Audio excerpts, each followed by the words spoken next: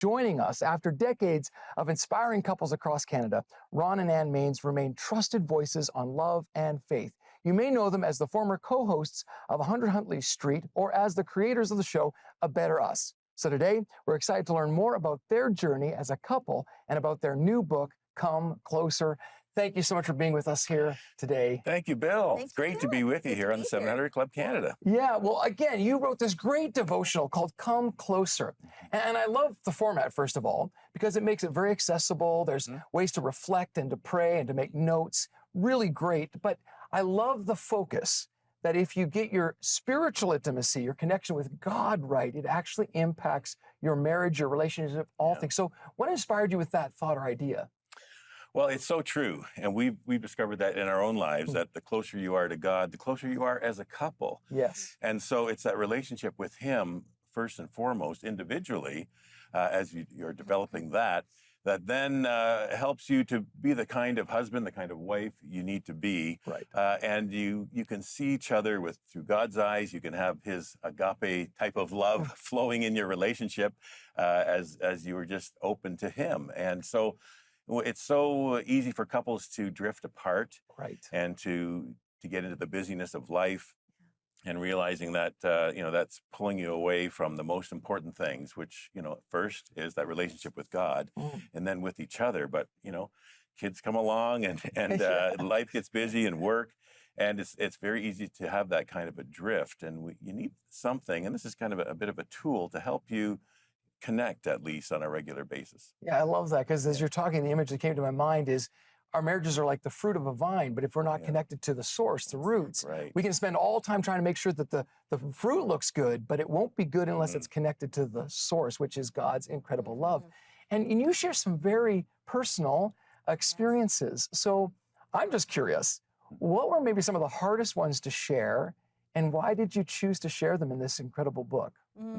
So probably, okay, first of all, we wanted to be completely authentic. I love that. When we wrote the book, because couples, it doesn't matter where you live or who you are, the struggles we all have are basically universal. You know, we struggle with pride, we struggle with our own opinions and trust and wanting to have things our way instead of remembering that we're a team. So one of the most difficult things we walked through over the years had to do with our parenting styles.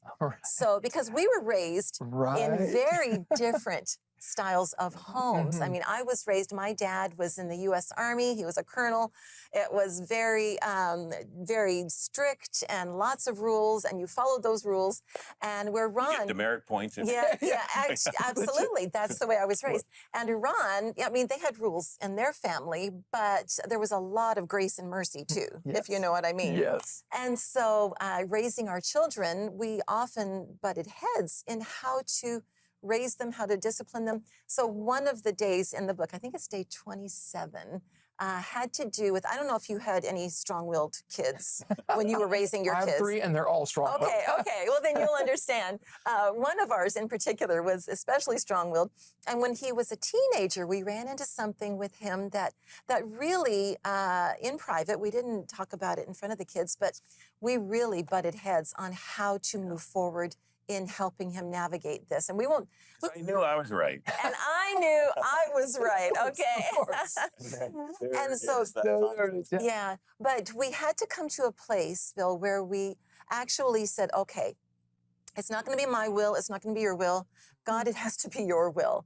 Because you love our son, you know this situation better than we do, and so we just want your perfect will to be done. And by the way, our son knows that we shared this in the book, and he's completely good with it. We can actually get into the story and what the thing was in the book. Okay.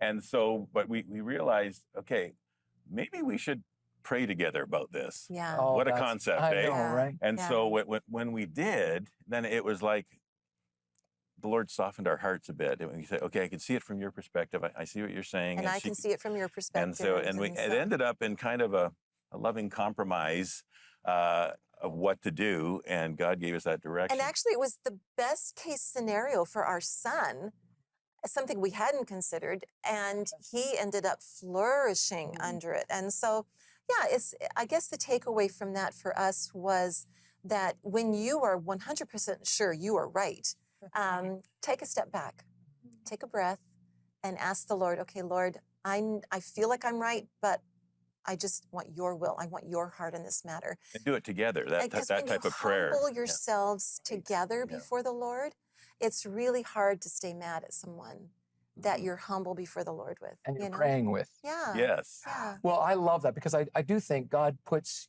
different personalities together. Yeah. Because that's like, sometimes it's iron sharpening iron, Yeah. Yeah. but we actually are made to work together. Yeah. And Opposites attract. so I think there's people watching, and this is so helpful because maybe they're fighting with finances or raising children. There's so many ways. And so, yeah, to take the focus off of what I think should happen or what you think should happen and what God wants us to do together, that is so powerful. And again, you can read the stories in this amazing book. Well, coming up, whether you're newlyweds or seasoned couple, Ron and Ann reveal a life-changing message that every couple needs to hear. You won't want to miss this. Stick around.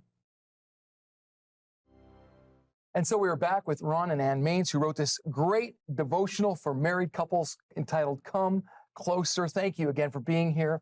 And, you know, one of the things that you keep drawing people back to in your book is a dependence on God. And so I'm curious, as a couple, how did you do that together? Because I think a lot of people know how to do it as maybe as individuals, you know, but how did you do it together?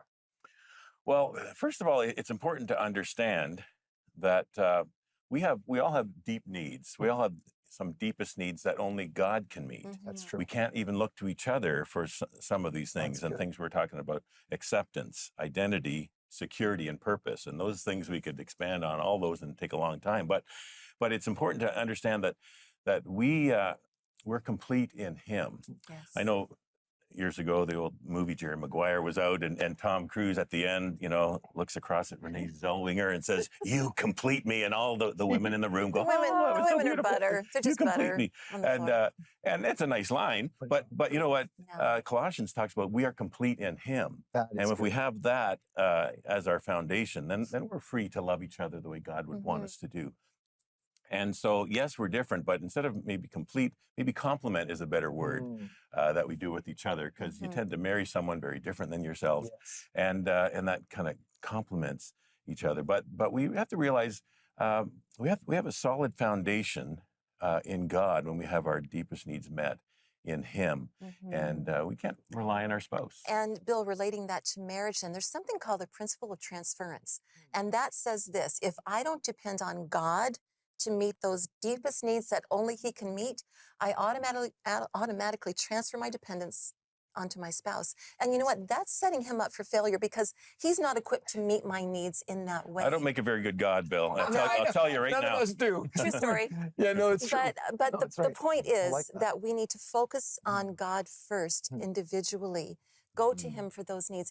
And we do that by creating habits, if you will. We have to stop doing the same old, hoping for different results in our marriage, in our relationship, in our parenting styles. And we need to create different habits, like going to God individually first thing in the morning or whenever you have time. But I think first thing in the morning is probably a good time to do it. Start, Yeah.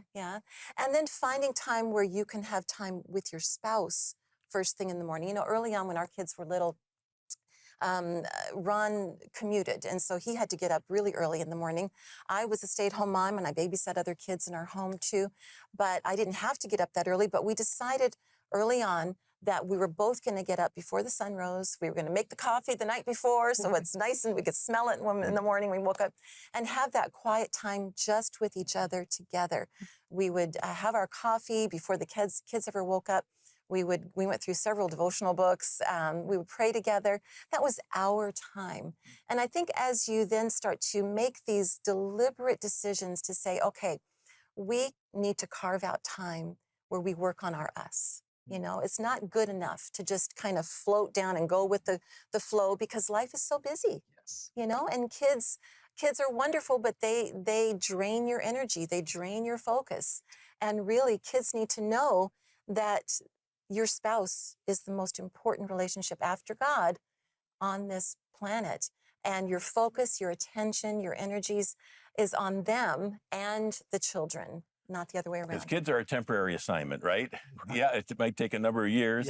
Yeah. But you know, some people, when they become empty nesters, they also have an empty marriage, unfortunately, Right. because they've had the focus on everything else except their relationship. And so we're saying, you know, it's important. Mhm. It's vital, in fact, to take time out regularly Yeah. to be together, whether it's, you know, that weekly date night, or whether it's that, Yeah. you know, quarterly weekend away, or an annual, at least, you know, time away for a vacation, or the daily thing where you just kind of let's at least connect once a day. It could Mhm. just be something short, like a devotional, which is not Right. long, it's That not is. too deep, and it's Mhm. just like a little prayer starter there too. Yeah. And so it's those connection points are so And important. connect throughout the day too. You know, I mean, you can find you and your spouse find an emoji that means something just to you that nobody else knows what it means. But and you know your spouse is going through a particularly stressful day, send them that emoji and just say, and I love you, I'm praying for you. Or if you just want to flirt with your spouse, send them the emoji, but just stay connected throughout the day. Find little ways to build habits, to build your us to be stronger and healthy.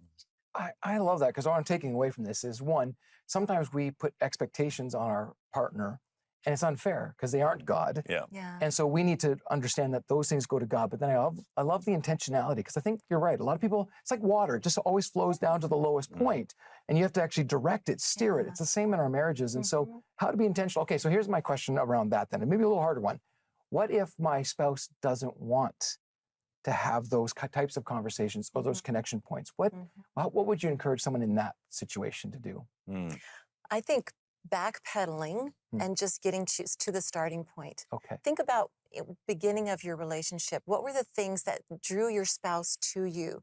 What drew you to your spouse? Start doing those little things again. Set the groundwork, the framework for creating and building your relationship. We call it your us. To build your us stronger and better. Quite often, if a spouse is just uninterested, it means that the attention hasn't been sewn in. And so go back to the beginning, find those little things that meant something to your spouse at the beginning, start doing those things again, and you might find that their attention is aroused and it's like, oh, okay, this is the person I fell in love with, and let's start over building into what we have. And verbalize those things as well. Right. Sometimes a couple have been married a long time. They felt they're kind of, you know, drifted apart Mhm. somewhat. But one of them, as you say, wants to really reconnect. Say it's a wife toward a husband. A husband's greatest need in the marriage is honor and respect. So what can you say or do to feed into that need Yeah. for him? Just give compliments, even in front of other people. You know, to just say, you know, he's such a great guy and he did this and Mhm. this, or just thank him for taking out the garbage, or just small things Right. that he is feeling okay. She really loves me. She still does. I'm still the one in her eyes, and maybe he'll reciprocate Yeah. and start seeing that love come back. That is so rich. Well, again, this is a great resource on how to connect back to God. And so if you'd like to get this resource, you can get all our information at 700club.ca. Thank you so much for joining us. Thank you. It was so rich. Thank you. Really helped us. Thanks, Bill.